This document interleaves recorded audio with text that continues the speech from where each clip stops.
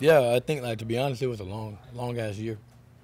But there's a lot of stuff out of my control, if I'm being honest too. So I do feel good about this year coming up. It's not like I was just like out of shape. You know what I mean? Like I was playing good ball at times, but there's other moments where I feel like I could have played better, and that's like self accountability as well. So I feel amazing heading into the season, and I see everything y'all say. So I'm grinding. I'm 24 years old, and I've been playing football since I was 4. So statistically, my year wasn't great. But if you really look at it, like, I'm 19 for 20. I'm in good shape. I actually had this talk with Elijah the other day about just like the off season. I feel like I really did work hard last off season, and it's always about trying to like take it to the next level. And I think I came in like a little different. I look a little different. I'm probably like a little bit slimmer right now, but I think it's about efficiency. And I got some great advice from Derwin James. It's like everything's about endurance in the NFL. Like who can last the longest, who can run the longest, and so picking each other, like picking people's brains. And then like during the season, I don't think my prep was any different from my rookie year. I think I did more like throughout the week, but I just think it came down to one, I did get some tough looks last year, and at one point I was probably like leading the league in stack boxes. Not that I demand that respect, but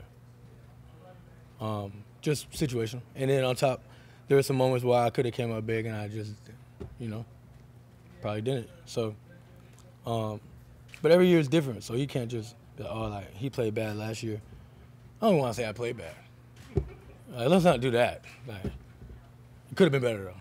So I was a little too emotional last year because I really love football. And you look at a guy like Odell, who they be giving a hard time, but I feel him. But all you want to do is be great. It's my only job I've ever had. Never worked at Publix, none of that. Like, I just play football for my whole life, and so I put my all into it. And so when something doesn't go your way, it kind of like hurts you extra. But just learning, I learned like don't get too high, don't get too low, and maintain positivity no matter what.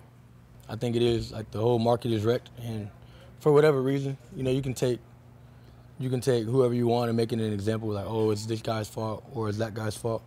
But at the end of the day, running backs are offensive weapons. We're the only ones who block, run, and catch. There's nobody on the field that does that. So I think the league it's always been a passing league, right? You hear that. But when you get to the playoffs, you're going to have to run to win. And you got to run to win the Super Bowl. So, and that's proven like statistically over pretty much every year. You got to run to win. So I think it's blasphemous that they don't pay the running back. I woke up and I saw Saquon on a prove-it deal, and I almost went back to sleep. I couldn't believe it. Like, what are we doing? But it'll get fixed though. You just got to keep playing and figure stuff out in the CBA. I heard that we're the only sport with a franchise tag. Yeah. That's true? Yeah. Yeah. So that's probably got to go. I think without a franchise tag, then you have to pay that guy to keep him. I mean, if you tag him, like just for example, I feel like Saquon is coming into like a year where he's a free agent, right? And without a franchise tag, you either have to pay him or you have to let him go. And so, let's be honest, the Giants have no room to be letting Saquon go. They just don't. He's a great player, one of the best in the league, and so it puts that pressure on the organization to pay him. So I feel like that's where it could go better at.